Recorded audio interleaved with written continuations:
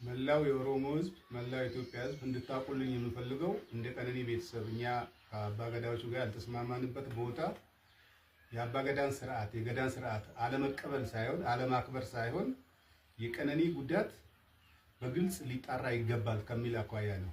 ፊቷን እንደዚህ ያደረገው የደረሰባት ጉዳት መጠንና ጥልቀት መታወቅ አለበት። በጎጂው በኩል እየተባለ ያለው አልገደልኩም ግን ጉማ ከፍላለሁ የሚል ስለሆነ እሱን ጉማ አንቀበልም፣ ልጃችንን ጉማ አንበላም ነው ያልነው። እኛ ያለው ይሄንን ነው። ከዛ ውጪ እዛ እንትን ላይ የተገኘው ያልተገኘንበት ምክንያት ይሄ ነው። ሌላው ቤት አለን። ቤታችን ሁለቴ መተዋል። የተነጋገርነው አለ። ከመሐላ በፊት መጣሪያት ያለበት ነገር አለ ብለን አመልክተናል።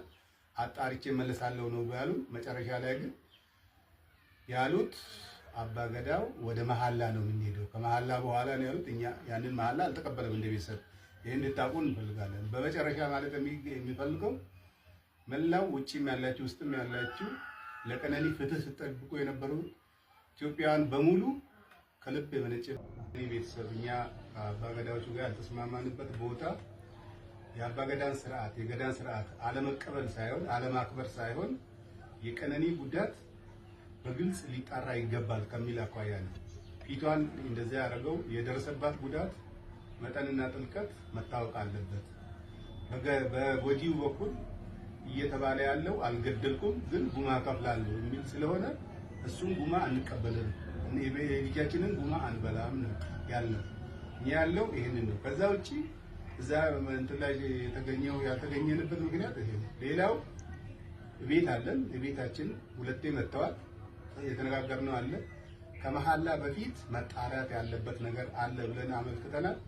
አጣርቼ መለሳለሁ ነው ያሉ። መጨረሻ ላይ ግን ያሉት አባገዳው ወደ መሐላ ነው የምንሄደው፣ ከመሐላ በኋላ ነው ያሉት። እኛ ያንን መሐላ አልተቀበለም እንደ ቤተሰብ። ይሄን እንድታውቁ እንፈልጋለን። በመጨረሻ ማለት የሚፈልገው መላው ውጪም ያላችሁ ውስጥም ያላችሁ ለቀነኒ ፍትህ ስትጠብቁ የነበሩ ኢትዮጵያውያን በሙሉ ከልብ የመነጨ ምስጋናችን እናቀርባለን። Wanti abbaan qananii jedhan kun nama hundaafuu ifa ta'uu qabaata. Abbaan qananiidhaa kan jechaa jiran nuti abbootii gadaa yookaan sirna gadaa Oromootiif kabaja dhabnee osoo hin taane dhugaa barbaannaa jedhan. Ka isaan jechuu jiran Andu'aalam micayyoo ani hin ajjeefne ammoo gumaa nan baasaa jedha. Nuti gumaa osoo hin taane dhugaa micayyoo kennaa barbaanna.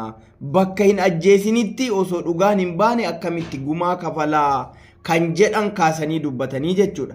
Rabbiin abbaa dhugaa haa baasu. Dhiiga mucayyoollee lafan balleessini. Artist Andu'aalam Gosaalleen yoo dhugaa qabaate dhugaa isaa immoo Rabbi haa baasu. Gara hundaafuu dhugaa naamotu kan isaan jechaa jiran garuu ifaafiif. Abbootii gadaa Oromootiif yookaan sirna gadaa Oromootiif kabaja dhabnee osoo hin taane nuti dhugaa micayyoo keenyaa barbaanna. Artist Andu'aalam Gosaa gumaa micayyoo ni baasa garuu ammoo hin ajjeefne jedha. Ka hin inni ajjeesin akkamitti gumaa micayyoo ni baasa jedha kan jedhudha wanti isaan kaasaa jiranii jechuudha. Wanni isaan jedhan kun immoo namiifuu ifa ta'uu qabaata.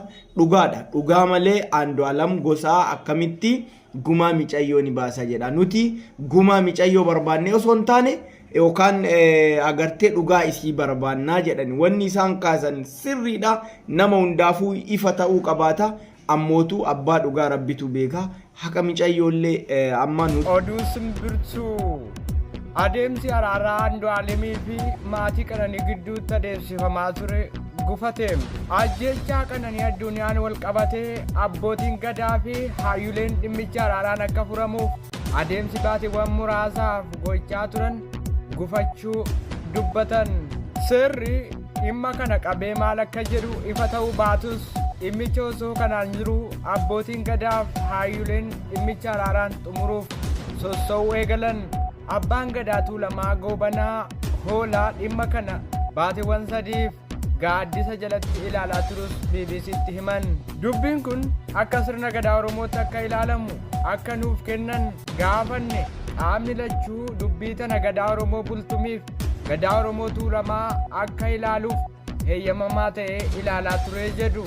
Gaaddisa sadii teenye gaaddisa sadii teenye kanaa irratti dubbii ijoo gara xumuraatti nu fiduu fi dubbii dhugaa qabu erga agarree gaaddisa duraa miccaataa fi machaaraatti ilaalaa turre gaaddisa arfaffaa cirootti qaxarannee jedhu abbaan gadaa kun gaaddisa arfaffaa kanarratti kan shakke abbaan ilmee duutee addunyaa waaqoo gaaddisa nurraa jigsee nurraa hafe jechuunis dubbatan kuni erga lakkoofsa Itoophiyaatti baatii onkoloolessaa 2018 keessattidha. Abbaan intalaa erga gaaddisaa hafee booda gaaddisa lama teenyee jirra jedhu abbaan gadaa goobanaa itti himnaanis hin dhiyaanne jedhan yeroo sadaffaaf cirootti akka dhiyaatu itti himamaa ture hayyuunis bokkuunis itti himee dhufuuf heeyyamamoo hin taane jedhan abbaan qananii obbo Addunyaan sababa afaniifis BBC'n gaafate gaaffii adeemsaa akkasumas dhugaan intalaa baha jedhanii waan hin yaanneef hafuu himan manguddoon ciroo deemaa turte nuti quba hin qabnuu akka maatiitti jedhan nu dide gosa isaaniif hinna jedhanii jechuun adeemsarra komii kaasu obbo Addunyaan Harargeetti balbala malee gosa hin beeku jechuunis dubbatu beellama gaafa kibxataallee hin beeku hin deemne jedhan nuti hin deemne gumaa fudhadhaa jedhanii gumaa maalii fudhanna yoo ajjeeseera jedhe kallattiin fuuldura bahaa kottaa yoo hin ajjeesne ta'e gumaa maal nu kaffalaa jenne jedhan asiin immoo gumaa namni fudhatu akkasitti miti ilmi abaluu intala abaluu narratti badeera eega jedhee himatee boodas jedhan hin ajjeesne naa kadhadhaa jechaa gumaa nan kaffala waan walitti hin deemne dhugaan jiru kanaa kan akkasitti hin qeeballe yookaan hin fudhanne jedhan akka hayyuullee jedhanitti sirna kakuuf Andu'aalem obboleettii isaa akkasumas hojjechuun achi turte gaafa dhugaan ba'uuf jedhu gaaddisni harkaa jige kan jedhan eega sirna gadaatitti oolee buluu eegalee oolee sirna gadaa kana bocatee heeratti godhee seeratti godhee Oromoo gooroon takka boorannoon akka isaa sirna gadaati oolbii isaa keessatti Oromoo waan baay'ee hojjetee jira kanammoo addunyatu dinqisiifata waan Oromoon addunyatti hambaa addunyaa godhate waan Oromoon addunyatti hambaa addunyaa godhate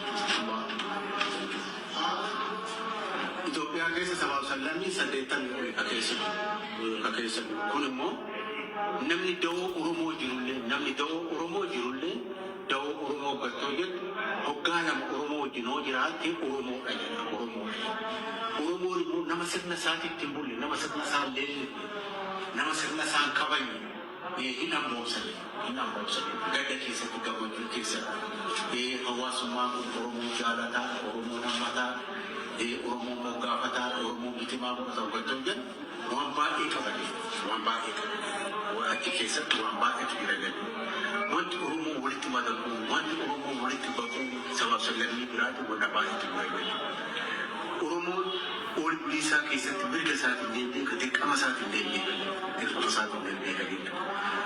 balleessu dhugaa kennee